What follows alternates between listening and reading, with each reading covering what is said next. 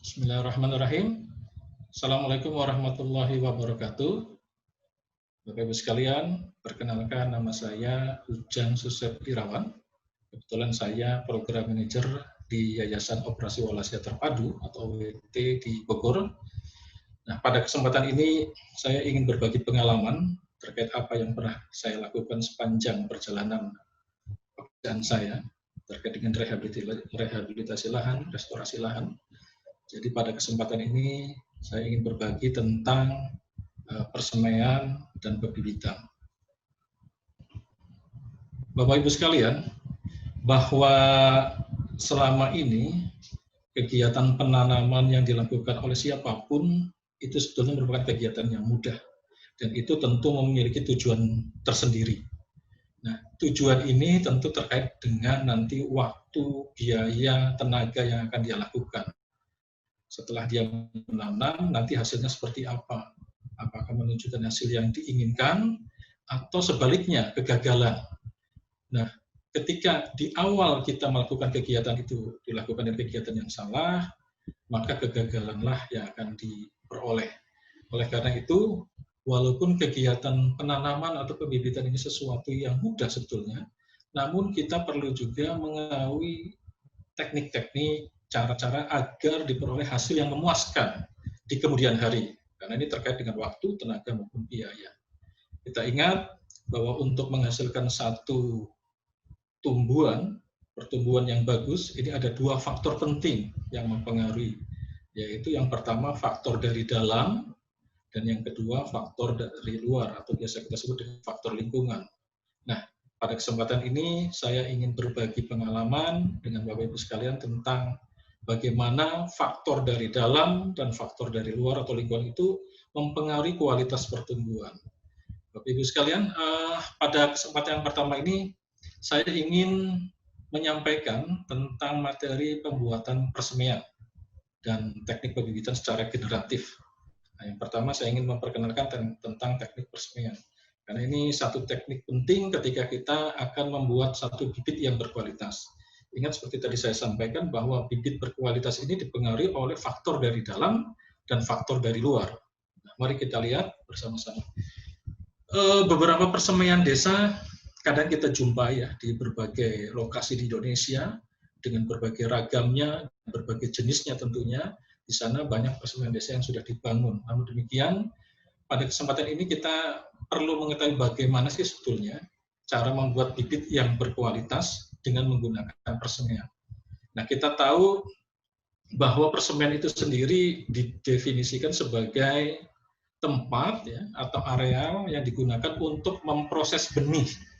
Jadi kita menggunakan istilah benih atau bahan lain dari tanaman, karena benih ini bisa benihnya dalam bentuk generatif, yaitu dalam bentuk biji, atau benih vegetatif, atau bagian-bagian tanaman, bisa batang, ranting, akar, ini juga sebagai benih ketika dia akan digunakan sebagai bahan penanaman. Jadi persemaian sekali lagi ini merupakan tempat atau areal untuk memproses benih ya, menjadi bibit yang siap ditanam di lapangan. Nah, untuk membangun sebuah persemaian, ini ada syarat-syarat penting yang kadang-kadang orang lupa atau tidak memperhitungkan persyaratan ini. Nah, nanti akan ketemu di perjalanan, sehingga persemaian itu gagal. Nah, persyaratan ini penting untuk kita ketahui ya, ketika nanti Bapak Ibu sekalian akan membangun sebuah persemaian ya, di tempat. Yang pertama, persemaian itu harus dekat sumber air. Ini jelas, karena bibit itu perlu air setiap harinya. Jadi ketika nanti sumber airnya sulit, nah ini akan menyebabkan kegagalan membuat bibit. Jadi harus dekat dengan sumber air.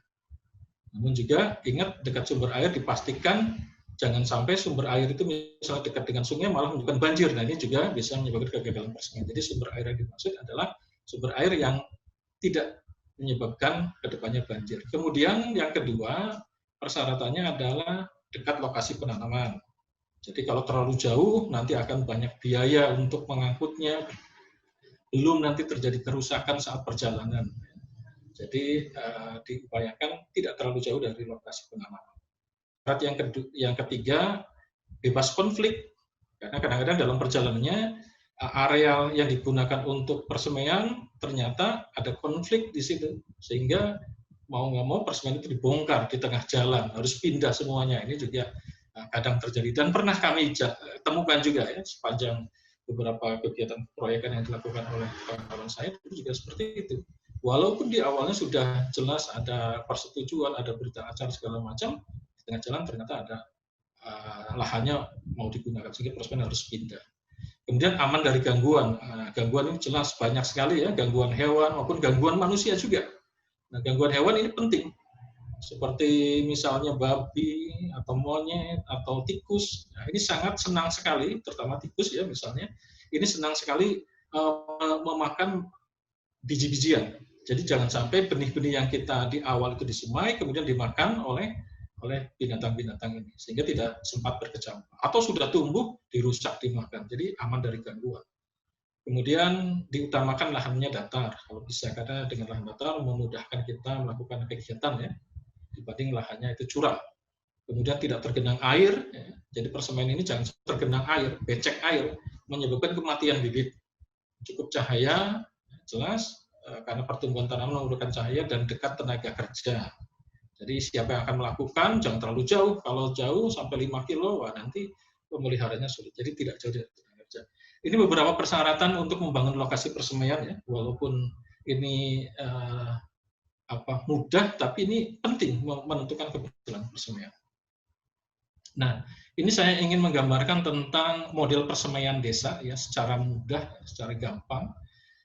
Ini kira-kira kalau Bapak Ibu sekalian mau membangun persemaian dimanapun nanti ya, kira-kira sarana prasarana yang diperlukan terdiri dari yang pertama bedeng tabur. Ya, bedeng tabur. Bedeng tabur ini bisa juga dalam bentuk dalam satu gedung sendiri, gedung sederhana. Atau kalau biasa kita kenal itu greenhouse. Kalau di desa ya mini greenhouse.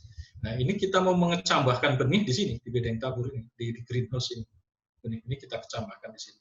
Kemudian adanya bedeng sapi. Nah, ini bedeng-bedeng sapi yaitu untuk nanti tempat pertumbuhan bibit ya, setelah dipindah dari bedeng tabur, setelah bercambah dipindah ke bedeng sapi. Kemudian perlu juga ada ruang penyiapan media ya, di sini untuk memasukkan media-media ke dalam polybag. Ya, ini berbagai komposisi nanti ya kita masukkan ke dalam polybag. Kemudian ada rumah pupuk organik. Nah, karena pupuk organik penting, nanti kita akan bicarakan khusus tentang pupuk organik. Ini penting mendukung kualitas pertumbuhan tanaman. Jadi kalau bisa ada satu rumah pupuk organik sendiri, walaupun sederhana bentuknya. Jadi ada pupuk organik. Kemudian pondok kerja, di tempat orang berdiskusi, menyimpan berbagai peralatan persemaian dan seterusnya. Jadi kira-kira itu keperluan-keperluan untuk membangun sebuah persemaian ya, yang ideal dan sederhana dimanapun nanti Bapak Ibu akan membangun. Nah, saya jelaskan satu persatu ya tentang sarana prasarana persemaian. Yang pertama naungan persemaian. Nah, naungan persemaian ini macam-macam.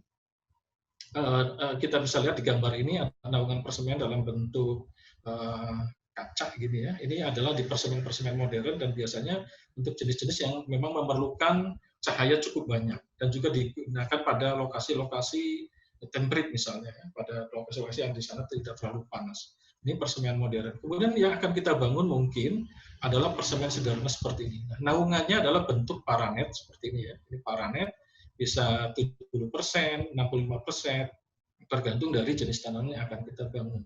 Kemudian seperti saya sampaikan tadi, bahwa persemaian itu juga perlu aman dari gangguan binatang. Oleh karena itu, di beberapa persemaian desa kita bisa bikinkan nah, seperti ini ya, pagar menggunakan paranet mengelilingi persemaian supaya tikus, ayam, segala macam binatang-binatang kecil tentunya dan binatang besar pun tidak masuk ke persemaian sehingga persemaian ini aman dari gangguan binatang. Ini seperti ini. Jadi naungannya bisa menggunakan paranet seperti ini. Kemudian juga ada naungan kombinasi antara plastik buram dan paranet. Nah ini biasanya digunakan pada persemaian-persemaian yang memang dia tidak menghindari, dia itu menghindari jumlah air yang berlebihan. Nah, seperti tanaman kopi atau lada. Ini kalau kita misalnya musim hujan, kalau paranet tanpa naungan plastik buram di atas ya, ini akan kehujanan terus. Ini justru akan menyebabkan kematian bibit. Jadi bibit tidak tahan dengan kondisi air yang terlalu banyak. Oleh karena itu, untuk khusus persemen kopi, misalnya demikian juga lada bisa, ini pada bagian atas tidak langsung paranet, tapi menggunakan plastik buram dulu, kemudian di bagian bawahnya karena memang dia juga memerlukan intensitas cahaya yang tidak terlalu tinggi, kita berikan paranet. Jadi modelnya lapis 2 seperti ini. Ini jenis naungan untuk jenis-jenis tanaman tertentu, khususnya kopi misalkan. Nah, kemudian sarana yang kedua adalah tempat perkecambahan benih. Tempat perkecambahan benih yang perlu kita lihat adalah yang pertama, kalau memang memungkinkan ini, kita bangunkan satu rumah khusus untuk proses perkecambahan benih. Atau kita sebut mini greenhouse.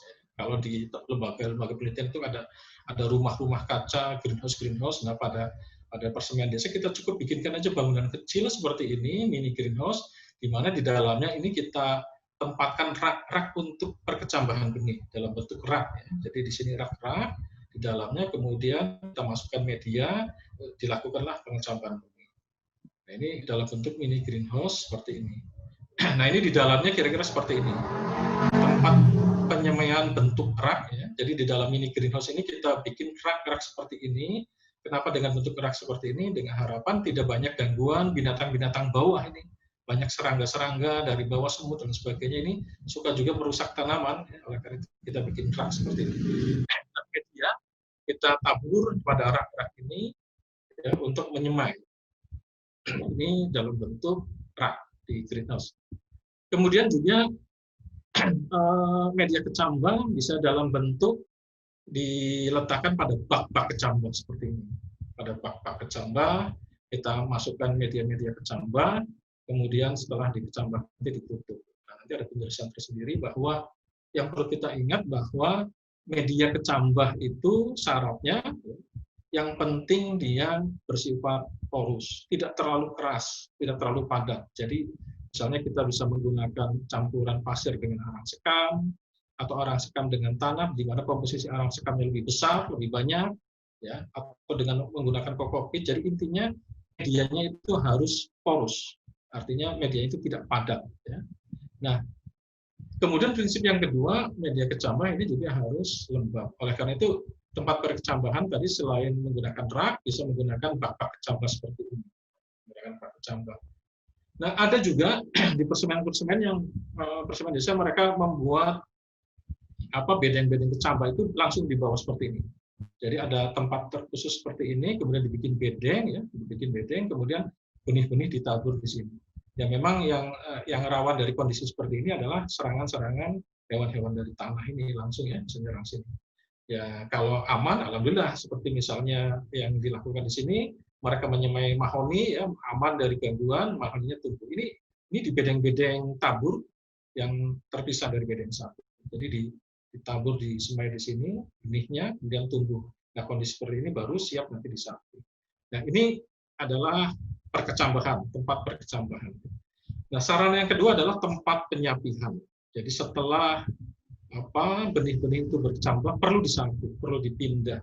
Ada beberapa model dalam bentuk rak, ya, ada yang menggunakan rak seperti ini. Jadi polybag itu memang ditaruh di atas rak, ya, dengan harapan ini juga lagi-lagi untuk menghindari gangguan, ya, jadi di dalam bentuk rak seperti ini.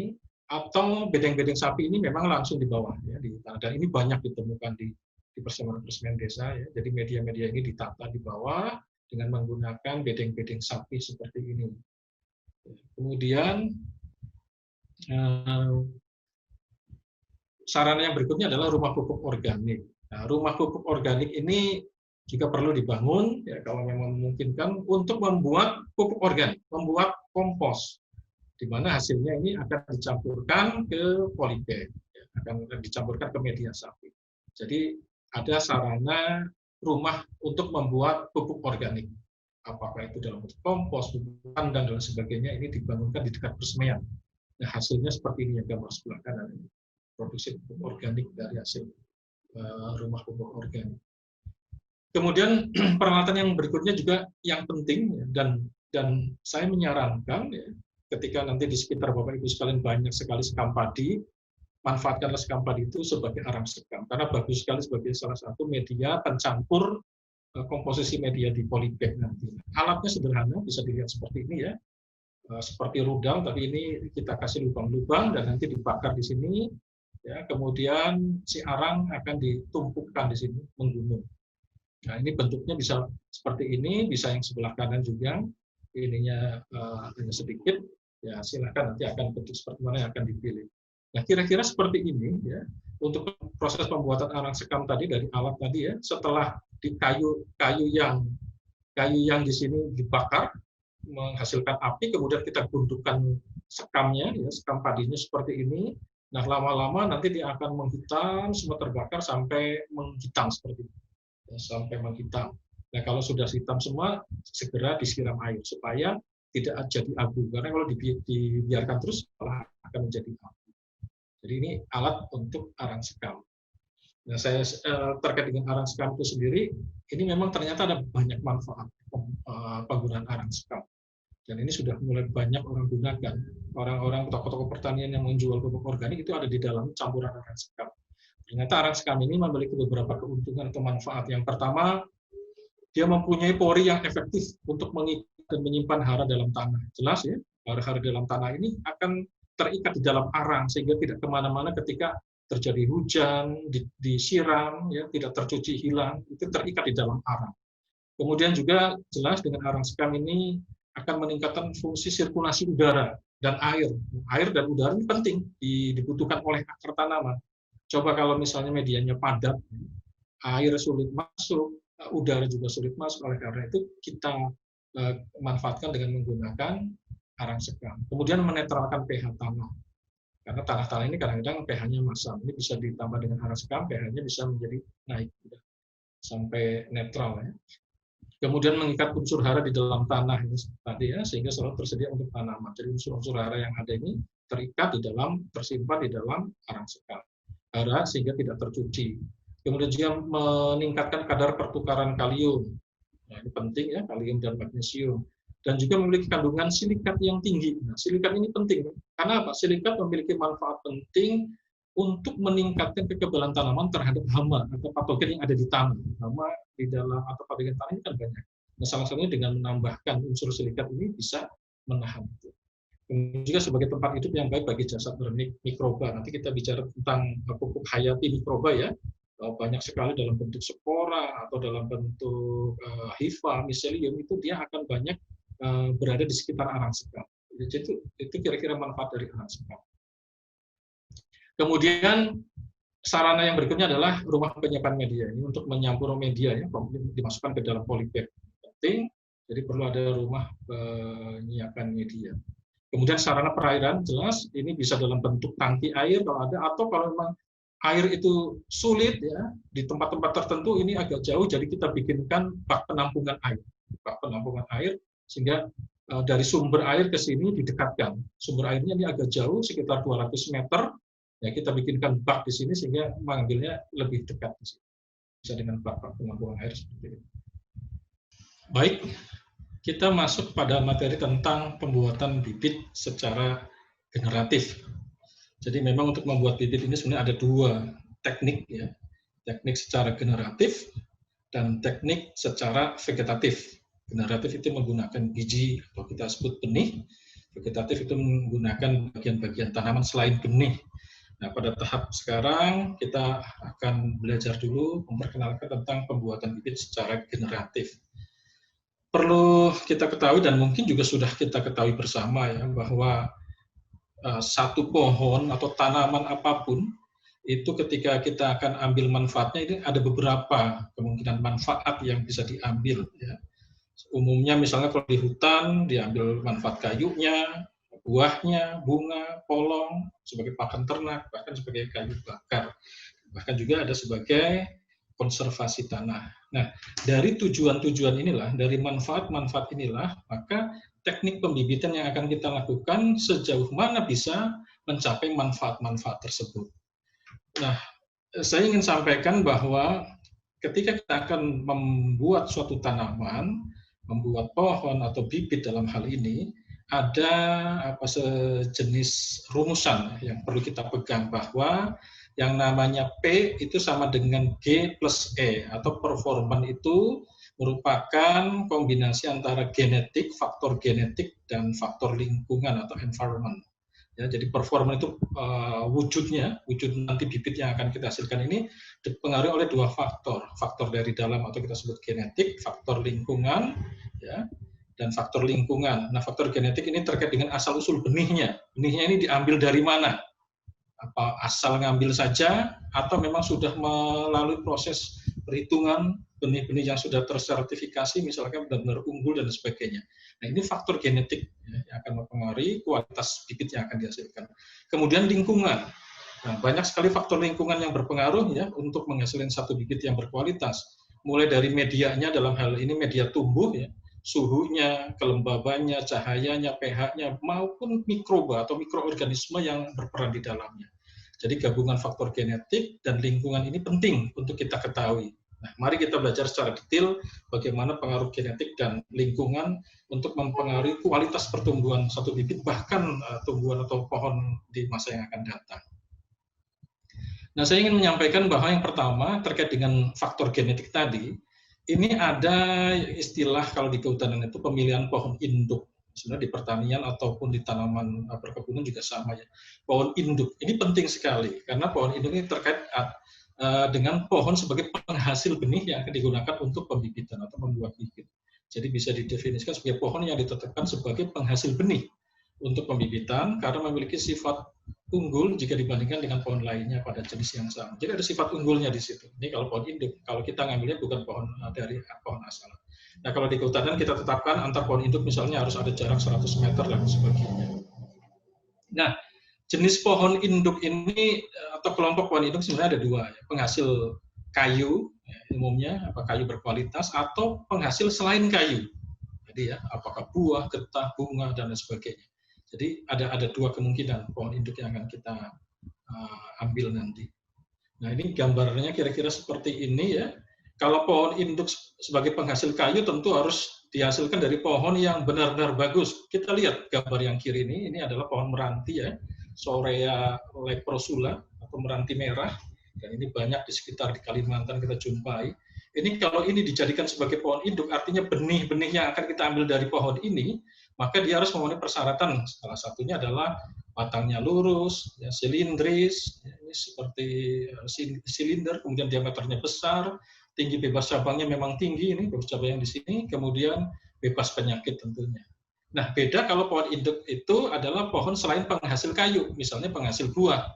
Nah, saya contohkan misalnya duren, banyak sekali duren ya, namun tidak sembarangan duren kita jumpai di lapangan, tapi duren yang ingin kita jadikan sebagai induk adalah duren yang misalnya benar-benar manis, produksi buahnya banyak, dagingnya tebal, kemudian bebas dari penyakit. Nah, ini jadi ada beberapa kriteria. Nah, kita tinggal akan mengambil pohon induk itu sebagai penghasil kayu atau penghasil buah atau penghasil selain kayu, tergantung dari tujuan penanaman tadi. Saya perlihatkan misalkan ini di Jawa Timur ya, ada tegakan sengon, banyak sekali sengon ditanam oleh perhutani. Di antara sengon-sengon ini ada satu, dua, beberapa pohon yang performanya, nah saya sebut di sini performanya lebih bagus daripada kawan-kawannya di sekitarnya. Nah, kemudian kita berikan tanda pohon ini. Jadi kalau di bagian tengah kita lihat dari bawah ke atas lurus ya, kira-kira seperti ini memang betul-betul silindris. Nah, pohon seperti inilah yang kemudian kita tetapkan sebagai pohon induk, yang dari pohon ini nanti benih sengon itu kita ambil, kita kumpulkan, kita kecambahkan, kita semai, kita jadikan bibit dan ditanam dengan harapan nanti turunnya akan sama seperti ini atau mirip seperti induknya. Jadi sama, keturunan itu akan seperti itu. Kalau bibit itu diambil dari keturunan yang baik, harapannya adalah induk baik, harapannya keturunannya akan baik pula. Demikian juga beberapa pohon induk atau pohon plus dari jenis lain ya, misalnya ada jenis mahoni, kita lihat ini benar-benar lurus, silindris, besar, kemudian juga kaya antoteka, kemudian juga sengon. Ini beberapa bentuknya. Nah, untuk membuat bibit secara generatif ada beberapa proses tahapan yang perlu kita siapkan. Yang pertama adalah penyiapan benihnya. Nah, sebelum kita menyiapkan benih, satu hal yang perlu kita pahami atau kita pegang adalah sifat benih berdasarkan daya simpannya. Karena ini penting sekali. Ketika kita tidak mengetahui sifat daya simpan benih, nah, kita akan salah dalam memperlakukan benih. Jadi benih yang harusnya segera disemai, disimpan, dia malah mati. Nah, berdasarkan daya simpannya, benih ini dibagi menjadi dua kelompok, yaitu benih ortodok dan benih rekalsitran. Benih ortodok adalah benih-benih yang tahan dengan kadar air rendah. Ini kalau hitungan secara laboratoriumnya, kadar airnya sekitar 2-5%. Artinya benih itu kalau kita keringkan, dikeringkan itu tahan dan tidak mati, bisa disimpan dalam jangka waktu lama. Ini benih ortodok. Contoh-contoh benih ortodok misalnya sengon tadi ya, sengon, jati, jati putih, gumelina, jabon, mahoni, kemudian merbau, sirsak, eukaliptus, akasia, tomat, cabai, mindi dan sebagainya. Ya kira-kira itu benih-benih yang bisa disimpan tahan lama.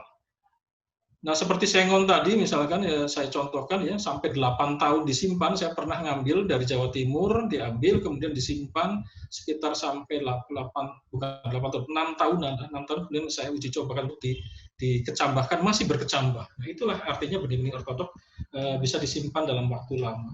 Nah, namun berbeda dengan benih rekalsitran. Jadi harus hati-hati kalau Bapak Ibu sekalian berjumpa dengan benih yang bersifat rekalsitran, benih ini akan rusak jika kadar airnya rendah. Jadi kalau benih-benih ini kita keringkan, ya kemudian dijemur lah misalkan, nah ini hati-hati, justru dia akan mati, tidak bisa berkecambah lagi.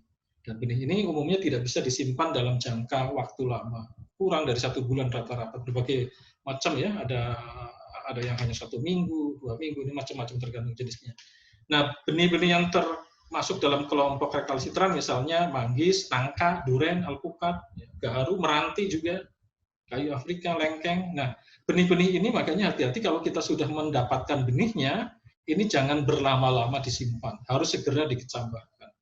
Karena begitu lama disimpan, dia kalau tidak bersentuhan dengan air, dia akan mati. Tapi kalau bersentuhan dengan air, kondisi lembab, dia akan berkecambah dengan sendirinya. Nah, enaknya benih rekalsitran ini sangat mudah berkecambahnya.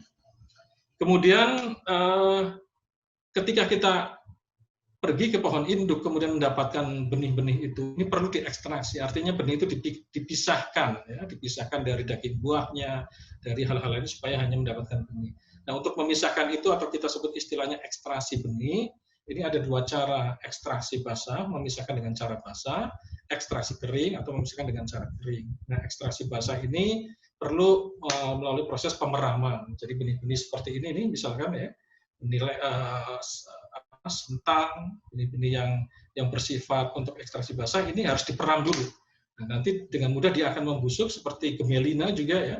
Gemelina ini diperam dulu atau jati putih itu diperam, dibiarkan nanti busuk sehingga benihnya mudah dipisahkan dari daging buahnya. Nah, beda dengan ekstraksi kering. Nah, benih-benih ini perlu dijemur, misalnya benih akasia atau eukaliptus, seperti ini eukaliptus ya, eukaliptus dijemur, nanti dibiarkan, benih-benihnya akan berguguran, ya, akan jatuh dengan sendirinya dari daging buahnya. Ini ekstraksi kering.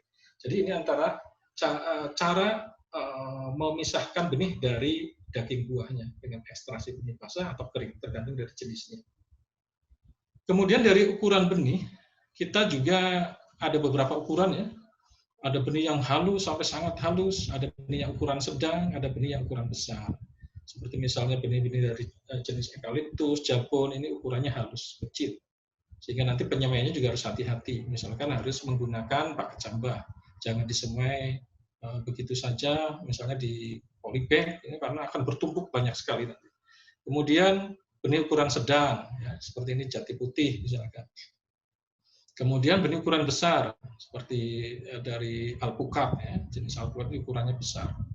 Nah, ini ukuran-ukuran benih. Nah, setelah benih ini kita dapatkan, sebelum melakukan pembibitan, maka benih itu perlu kita berikan perlakuan-perlakuan. Nah, perlakuan pendahuluan benih ini ada macam-macam. Nah, perlakuan pendahuluan ini dimaksudkan agar benih sehat yang sulit berkecambah ini dapat dipercepat proses perkecambahannya dengan terlebih dahulu memberikan perlakuan. Nah, setiap jenis ini memiliki cara khusus perlakuan yang berbeda-beda. Ada yang direndam dengan air panas kemudian air dingin, misalnya sengon. Ini supaya mempercepat perkecambahan, maka benih sengon ini pada saat awal kita rendam dengan air panas. Jangan lama-lama, cukup 1-3 menit saja. Kalau lama-lama nanti matang atau masak. Jadi cukup direndam air panas, diseduh air panas 1 menit, kemudian buang air panasnya, direndam dengan air biasa.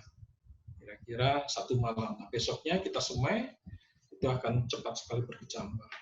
Demikian juga untuk jenis-jenis lain seperti jati, ini perlu direndam dan dijemur. Kemudian ada yang disangrai, ini jati. Pangkal buaya dengan melibatkan jamur dekomposer, misalnya trichoderma, supaya mempercepat perkecambahan, atau dengan cara memecah kulit benihnya, seperti serikaya, mindi, merbau. Nah, ini perlakuan pendorongan ini penting, supaya benih, terutama benih-benih yang bersifat ortodok, tadi ya, yang sulit berkecambah, ini menjadi cepat berkecambahnya. Kalau tidak ada perlakuan pendorongan seperti ini, biasanya dia lama sekali untuk bisa berkecambah. Karena benih itu bisa berkecambah, prinsipnya adalah ketika air bisa menembus masuk ke embrio.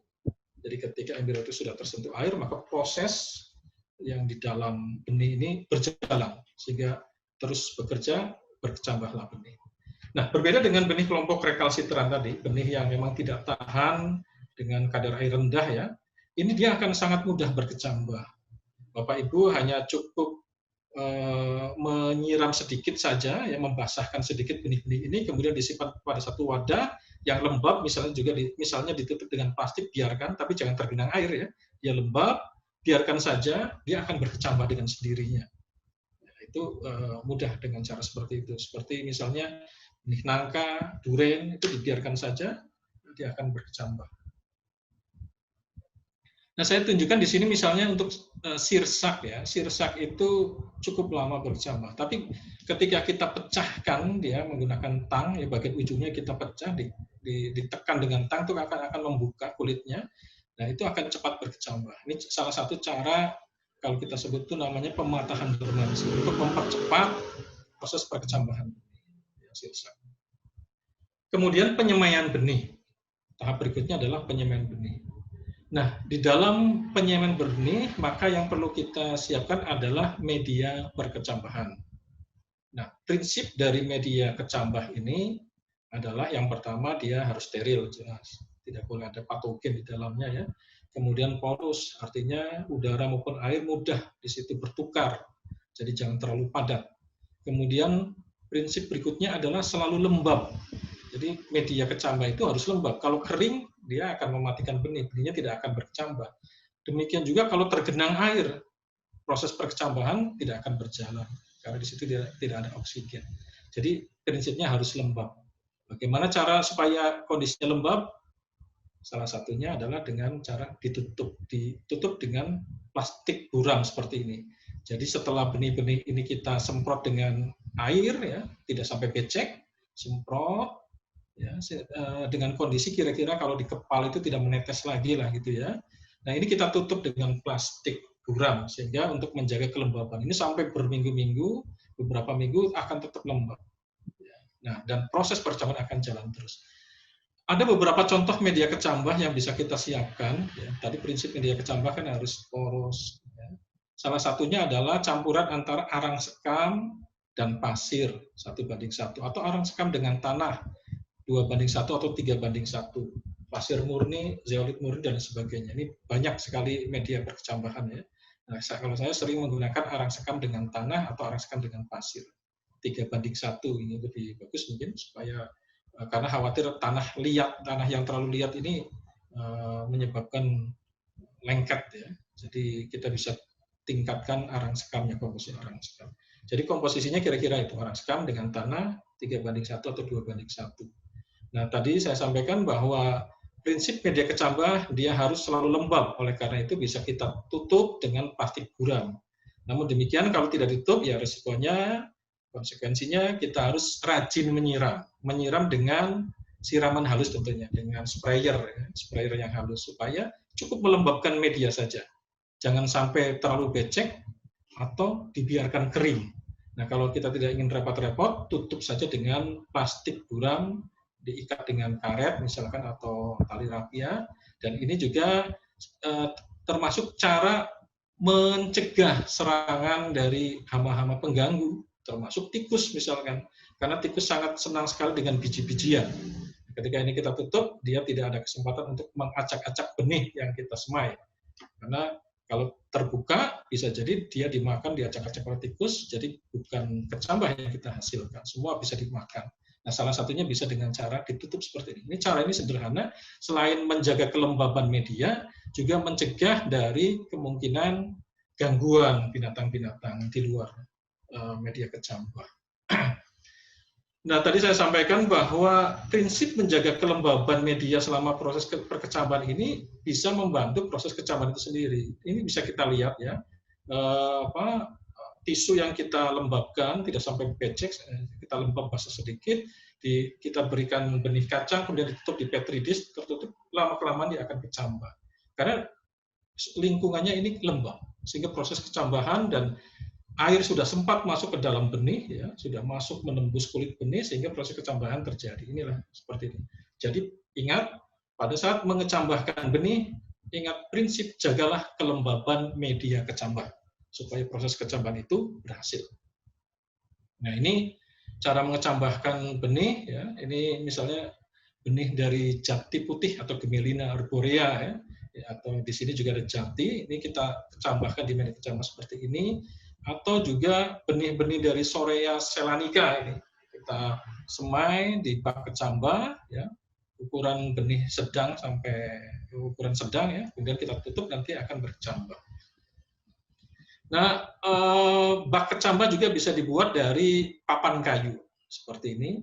Ini sengon kita tabur di papan kayu, tentunya medianya sudah ada media kecambah, ya, di sini pasir dengan arak setam. Nah, kalau sudah ditabur, kita tutup. Nah, model tutupnya seperti ini. Kalau di bak kayu, ya, ditutup seperti ini, sehingga nanti dibiarkan akan berkecambah. Ini jadi model bak papan kayu. Kemudian untuk benih-benih ukuran besar, seperti duren, nangka, penyemainya bisa langsung di polybag. Ya, bisa langsung di polybag.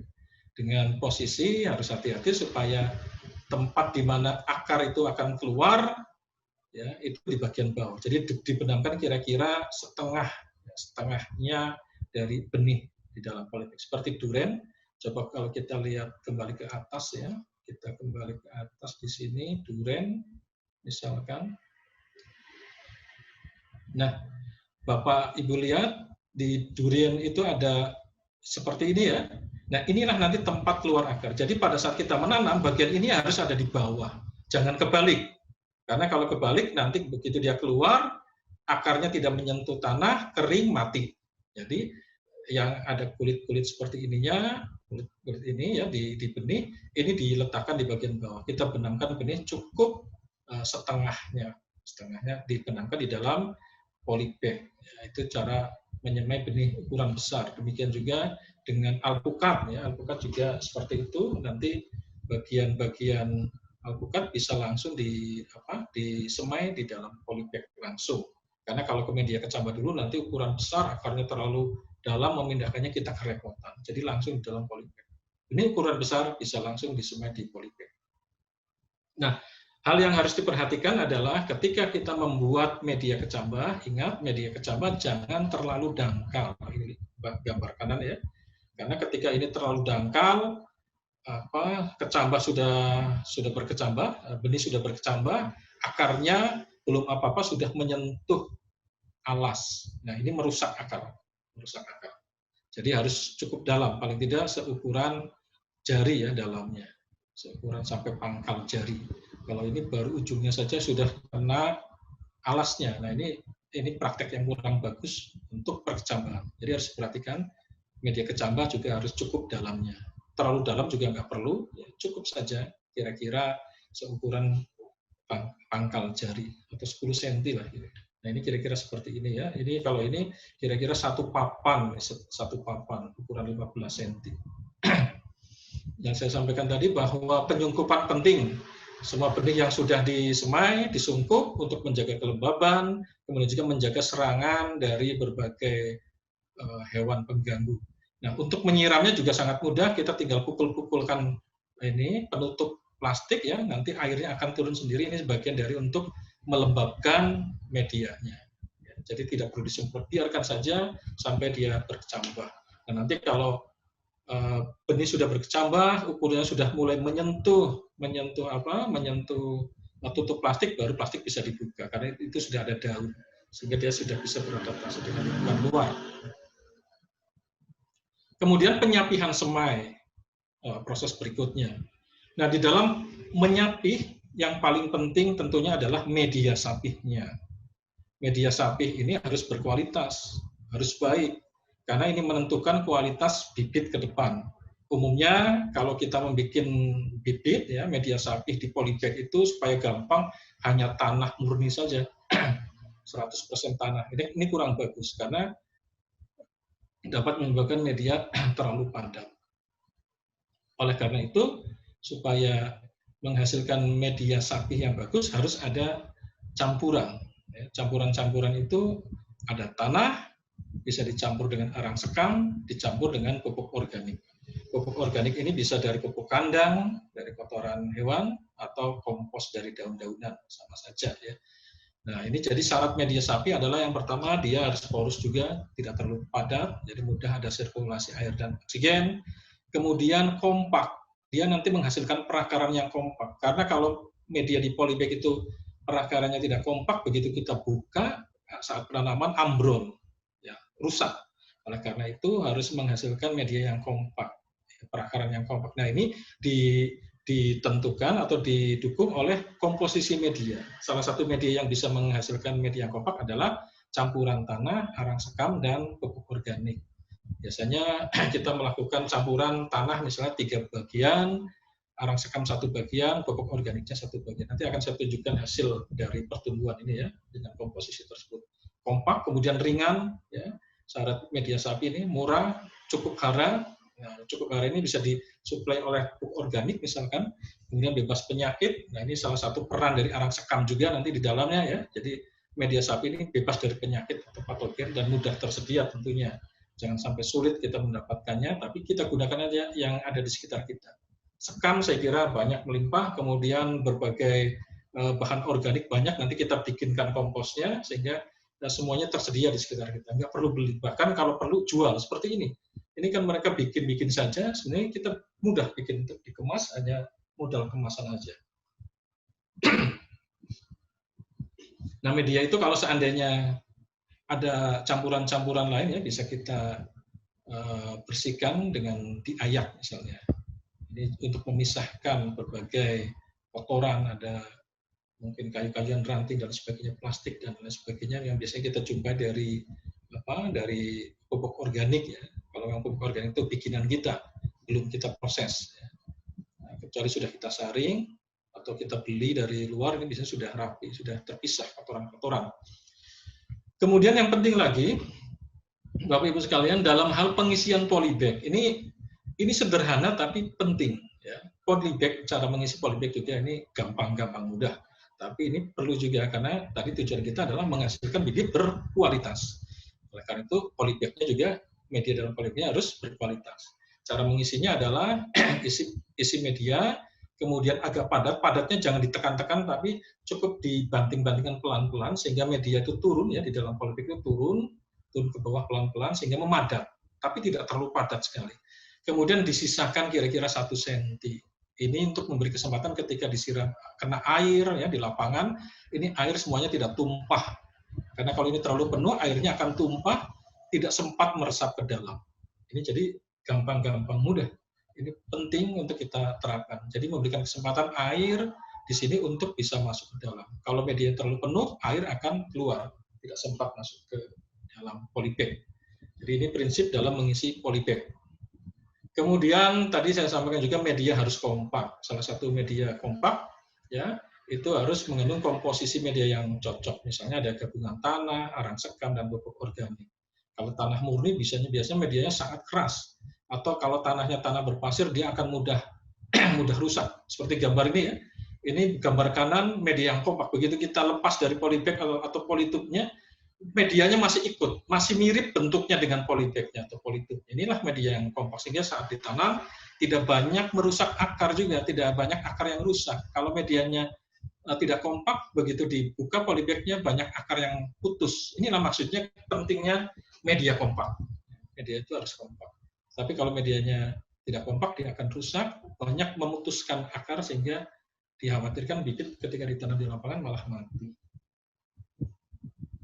Nah, ini saya tunjukkan tadi bahwa selain komposisi media yang bagus tadi menghasilkan perakaran benih atau bibit, perakaran bibit yang kompak, juga menghasilkan pertumbuhan yang optimal, pertumbuhan yang jauh lebih bagus jika dibandingkan dengan kontrol. Kontrol dalam hal ini adalah kalau kita menanam hanya dengan tanah murni saja, tanpa ada campuran apapun. Nah, ini saya berikan contoh pertumbuhan jabon putih dan jabon merah, ya, di mana yang bagian kiri ini adalah media menggunakan campuran tanah, pupuk kandang, ya, dan arang sekam, pupuk kandang kotoran sapi ini. Dan arang sekam berbandingan, maaf ini bukan 1:1 tapi 3:1:1, ya, benar 3:1, ini salah ketik ya, 3:1:1. Jadi 3 dibanding 1 banding. Jadi tanahnya 3 bagian, pupuk kandangnya 1 bagian, kemudian arang sekamnya 1 bagian. Nah, kita lihat yang tanah murni pertumbuhannya lebih lambat dibanding dengan media yang ada gabungan antara tanah, pupuk kandang, dan arang sekam. Demikian juga untuk jabon merah, seperti itu. Ya, komposisi media ini menunjukkan hasil yang lebih baik daripada kontrol atau tanah murni. Nah, ini kalau kita lihat seperti ini, kita bisa tersadar, oh ternyata kalau menanam hanya dengan tanah murni tanpa apapun, ya hasilnya seperti ini. Makanya yang kita inginkan adalah bibit berkualitas. Makanya medianya juga berkualitas. Tahap berikutnya adalah penyapian semai. Nah, dalam menyapih ini banyak hal, ya. Beberapa hal yang perlu diperhatikan adalah tentu kita sebelum melakukan penyapian perlu disiapkan dulu media sapi. Media sapi bisa menggunakan komposisi tanah pupuk organik arang sekam 3:1:1 atau 1:1:1, tapi yang pernah saya lakukan penelitian itu tadi jabon itu 3:1:1 ya, atau 2:1:1. Ini bisa diuji cobakan saja. Silahkan nanti kalau menggunakan 1:1:1 atau 3:1:1. Nah, ini juga untuk apa ya, efisiensi pupuk organik sama arang sekam. Kalau perbandingannya sama, nanti pupuk organiknya terlalu banyak. Sayang kalau hanya cukup dengan 1 bagian dibanding 3 bagian, kan hanya sedikit saja kalau hasilnya sama-sama bagus. Jadi seperti itu maksudnya. Kemudian jadi sebelum menyapih, kita siapkan dulu media sapi, siapkan semai yang siap sapi, kemudian gemburkan media kecambah, ya, media kecambah itu kita gemburkan sebelum diambil itu media semai-semai yang berkecambahnya, siram media di dalam polybag itu hingga jenuh, ya. Kemudian lubangi media bisa menggunakan dengan alat lubang supaya bisa ditanam, dan seterusnya, ya, sampai semai itu nanti siap ditanam atau disapih. Ini saya tunjukkan beberapa gambar, ya, beberapa semai yang siap sapih. Gambar yang kiri ini suren, ya, suren. Kira-kira kalau sudah siap sapi kondisinya seperti ini. Ini suren-suren juga, ini mahoni, ya. Dan ini ada jenis dari meranti-meranti yang ada di hutan, ya. Ini kira-kira seperti ini. Ini adalah mahoni atau suren yang sudah siap disapih. Ya. Kondisinya kira-kira seperti ini. Ini akan dipindahkan ke media sapih di dalam polybag. Jadi sudah disiapkan, dilubangi, dimasukkan.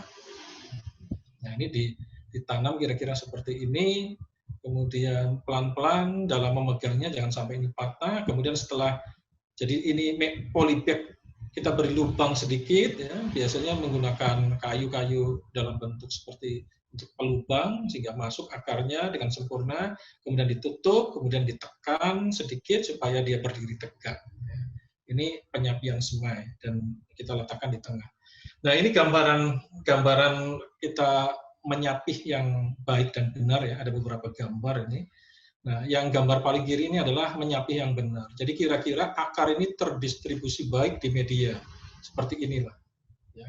Kalau kita akar yang disapih ini sempurna, ya, seperti ini tersebar. Jadi harus benar-benar di tengah-tengah media dan tersebar secara merata di media yang ada. Nah, ada cara menyapih yang kurang benar, yang tidak baik, misalnya terlalu dangkal, kemudian akarnya terlipat seperti ini, ya. Karena ini terlalu dangkal, terlipat. Nah, ini khawatirnya nanti patah rusak. Kemudian cara yang berikutnya adalah menanam tidak sempurna, ada akar yang masih muncul di permukaan seperti ini, muncul di permukaan. Ini juga kita hindari. Kemudian yang berikutnya adalah akar terlipat di dasar, jadi terlalu dalam ini, lubangnya terlalu dalam sehingga ini terlipat di dalam, khawatir ini berpengaruh bagi pertumbuhan tanaman. Ini bisa patah, rusak sehingga berpengaruh bagi kualitas pertumbuhan semuanya. Ini yang bagus adalah kira-kira seperti ini. Terdistribusi baik di media. Ini cara menyapi yang benar. Nah, kadangkala kita di persemaian ya, akar-akar bibit ini dan ini sering kita jumpai ya, akan menembus tanah. Nah, ini dapat menyebabkan bibit stres ketika dicabut dari bedeng sapi sebelum penanaman. Jadi hati-hati, bibit-bibit yang sudah kita sapih ya, di media sapi, dipelihara terus beberapa bulan, itu akan tumbuh, akarnya juga tumbuh besar, lama-lama ada yang sampai tembus ke tanah. Nah, ini harus hati-hati, karena ketika dia sampai tembus ke tanah, ini menyebabkan bibit stres, terutama ketika bibit ini akan ditanam, karena begitu dicabut, ini mencabut akar yang sudah nancap. Oleh karena itu, cara yang bisa dilakukan adalah mungkin sekitar 1 minggu sekali atau 3 hari sekali dilakukan pengangkatan bibit. Jadi cukup diangkat sedikit saja atau digeser sedikit saja, diangkat taruh lagi.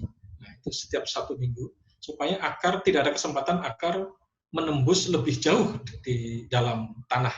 Nah, jadi polybag yang ada di bedeng-bedeng itu ya kita angkat sedikit saja, angkat sedikit taruh lagi, angkat ya setiap itu diangkat, angkat atau digeser ya, atau satu larik kita hilangkan, satu baris kita hilangkan, nanti digeser-geser bibitnya. Nah, sehingga akar yang akan keluar ini sudah keburu ditahan dulu, tidak sempat keluar sudah digeser. Terus nanti seminggu begitu lagi atau 3-4 hari sekali, tergantung dari jenisnya, kecepatan akar keluar. Nah, ini cara pemeliharaan di persemaian supaya akar tidak sempat menembus tanah. Kemudian juga saya sampaikan beberapa bibit ada yang tekniknya mengambilnya dengan cara cabutan misalkan ya, dengan cara-cara cabutan atau stek dan lain sebagainya. Nanti ada penjelasan tersendiri. Namun demikian, bibit-bibit yang sudah siap tanam ini sudah bisa dibuka sungkupnya. Bibit-bibit yang masih dalam proses adaptasi masih disungkup. Nanti ini ada keterangan sendiri cara teknik pembibitan dengan cabutan. Tapi ini kira-kira bibit yang sudah siap tanam seperti ini. Nah, sebelum penanaman ini perlu dipelihara itu tadi supaya tidak menembus ke bawah, maka harus secara rajin kita angkat. Atau ada cara tersendiri dilapisi plastik bawahnya. Namun ini juga harus hati-hati karena ada jenis-jenis tertentu yang dia tidak tahan terhadap genangan air ya, karena ini atas ini ketika air hujan, kalau ini menggunakan alas plastik bisa menggenang justru mematikan bibit. Ini misalnya bibit lada nggak tahan. Tapi kalau bibit merbau seperti ini, sengon, walaupun dia tergenang air beberapa saat kemudian surut, ini dia masih hidup, masih tahan. Beda dengan coklat atau lada. Ini pengalaman yang kita dapatkan di lapangan seperti itu ya. Jadi harus hati-hati kalau memang kita menggunakan alas plastik di bawahnya. Nah, ini sebenarnya untuk menghindari pertumbuhan gulma dan juga menghindari akar tumbuh ke bawah. Kalau akar sudah sampai menancap di tanah, ini sudah sulit nanti ya, kalau kita angkat rusak. Nah, kemudian proses yang penting lagi sebelum penanaman adalah seleksi bibit. Bibit-bibit diseleksi benar, mana-mana yang layak ditanam, supaya menghasilkan penanaman yang bagus. Bibit-bibit yang tidak layak seperti bercabang, kemudian kurus, berpenyakitan, gitu ya, pendek, kerdil, nah itu kita pisahkan untuk tidak kita seleksi. Nah, ini bibit-bibit yang sudah seleksi seragam, bagus ya, dengan performa yang lebih bagus, inilah yang siap ditanam di lapangan. Jadi ini tadi beberapa kegiatan seleksi bibit ya sebelum penanaman ini penting dilakukan. Kemudian yang penting lagi dari pembibitan generatif, terkadang kalau kita tidak mendapatkan benih di lapangan ya, misalnya musim benih yang tidak pas kayak jenis-jenis sorea, ini kan bisa saja dia berbuah setiap 3 atau 4 tahun sekali, sementara kita perlu benihnya, ini sulit kita mendapatkan kalau tidak musim buah. Nah, pada kondisi seperti ini kita bisa memanfaatkan semai-semai alami yang tumbuh di bawahnya. Tentunya yang tumbuh di bawah pohon-pohon induk yang sudah ditetapkan. Ini banyak sekali di bawah. Ini mungkin terjadi 1 atau 2 tahun yang lalu ya, proses perkecambahan ketika musim buah dia berkecambah. Nah, ini bisa kita cabut sebagai semai alami untuk bahan bibit. Ya, jadi dari cabutan semai alam. Kita cabut, namun jangan lupa karena lokasi pencabutan dengan persemen mungkin jauh, jadi kita bawa plastik, ya, masukkan ke dalam plastik supaya tetap lembab, sehingga terjaga tidak terjadi penguapan, tidak menguap. Karena kalau terjadi penguapan, ini akan menyebabkan bibit layu, bibit cabutan layu. Jadi masukkan dalam plastik, plastiknya tutup. Nah, ini kira-kira seperti ini kondisinya bibit cabutan. Bibit cabutan ini masih bagus. Nah, ini nanti di persemen bisa kita masukkan ke dalam polybag, ditanam di polybag. Nah, setelah ditanam di polybag, bibit-bibit cabutan itu, ya, kita tanam baik yang ukuran pendek maupun yang agak tinggi. Dan yang penting di sini adalah adanya sungkup. Ya, sungkup ini penting sekali pada proses pembibitan, baik itu stek maupun dari cabutan semai alami. Jadi bibit-bibit yang tadi dicabut ini kita masukkan ke dalam polybag. Setelah dimasukkan semua, jangan dibiarkan begitu saja, disiram biarkan begitu saja. Justru ini dikhawatirkan nanti bisa layu dan mati. Oleh karena itu, untuk supaya dia tetap hidup, kita sungkup. Sungkup ini dengan kondisi kelembaban tinggi, sehingga mengurangi atau menahan terjadinya penguapan air dari dalam tubuh bibit, sehingga bibit tetap segar, proses akarnya tetap tumbuh, pulih kembali, sampai keluar daun baru sungkup-sungkup ini bisa kita buka. Ini kira-kira biasanya 1 atau 2 bulan setelah penyungkupan. Jadi bibit-bibit tadi yang dari hutan yang dicabuti kita tanam di sini, apapun, tidak hanya dari hutan. Kalau Bapak Ibu sekalian mau dapat cabutan bibit dari mana saja, yang di mana di situ terjadi proses peluang perusaknya akar, ya, kita ambil saja, tanam di polybag, kemudian disungkup. Model sungkup macam-macam. Kalau di persemaian desa bisa dalam bentuk besar seperti ini, banyak ya disungkup-sungkup. Nah, ini juga ya disungkup. Semua ini bibit cabutan. Bibit-bibit cabutan ini kita sungkup, kelembaban tinggi, kita siram, dipelihara, dibiarkan sehingga akarnya pulih, kemudian keluar daun baru. Ketika 2-3 daun tumbuh, bisa kita buka sungkupnya. Nah, ini pemeliharaan bibit di persemaian, kira-kira setelah disungkup itu ya, pemeliharaan standar saja sebenarnya, penyiraman, kemudian setiap 2 minggu dilakukan penggeseran, 1-2 minggu, penyiangan, dan ini standar pemeliharaan bibit di persemaian. Jadi tadi bibit yang akan ditanam ini adalah sebaiknya bibit itu sehat, seragam, kokoh, pangkal batangnya sudah berkayu. Nah, ini medianya kompak dan tingginya cukup. Ini ketika bibit akan kita tanam. Nah, ini juga ada kelompok tumbuhan. Nah, ini walaupun tidak masuk ke sana, tapi ini penting juga saya sampaikan, ya. Ketika bibit itu akan ditanam nantinya, kita harus tahu dia itu termasuk pada kelompok yang klimak atau pionir. Mungkin lebih ke arah, saya akan lebih ditekankan kepada bibit-bibit yang memerlukan cahaya atau yang tidak memerlukan cahaya. Jadi bibit-bibit toleran adalah bibit yang memerlukan naungan ketika muda. Jadi ketika muda saja dia perlu naungan. Pada awalnya pertumbuhan cepat, kemudian terbatas. Jadi bibit-bibit dari kelompok yang toleran ini seperti meranti, ini pada saat muda, ya, pada saat kecil itu memang perlu naungan, dia memerlukan naungan untuk tumbuhnya. Jadi kalau dia ditanam pada areal terbuka, maka hati-hati nih Bapak Ibu sekalian, kalau menanam meranti misalnya ditanam di areal terbuka, ini justru dia akan merana, karena dia termasuk kelompok toleran. Ya. Misalnya meranti ulin contohnya. Nah, sedangkan kelompok-kelompok yang intoleran atau yang memerlukan cahaya pada semua tahap, baik dari kecil sampai besar, ini memang dia bibitnya ketika ditanam di lapangan pada areal terbuka nggak ada masalah. Ya. Jadi memang karena dia termasuk kelompok intoleran. Ini misalnya jenis sengon, akasia, makanya itu ditanam di areal terbuka. Nah, makanya ketika kita akan menanam, kita mesti tahu bahwa itu dia termasuk kelompok toleran, ya, yang bersifat butuh cahaya di saat butuh naungan ketika muda, atau memang dia butuh cahaya sepanjang perjalanan hidup. Ini ikut menentukan keberhasilan penanaman juga. Saya kira itu yang bisa saya sampaikan terkait pembibitan generatif. Mudah-mudahan bisa memberi manfaat bagi Ibu Bapak sekalian. Silahkan berkreasi dari pemahaman ini nanti, karena ini adalah seni. Jadi Ibu Bapak Ibu sekalian yang akan menentukan keberhasilan bibit. Intinya kita ingin menghasilkan bibit yang berkualitas. Oleh karena itu diperoleh dari genetik yang bagus, lingkungan yang mendukungnya juga bagus. Terima kasih. Assalamualaikum warahmatullahi wabarakatuh.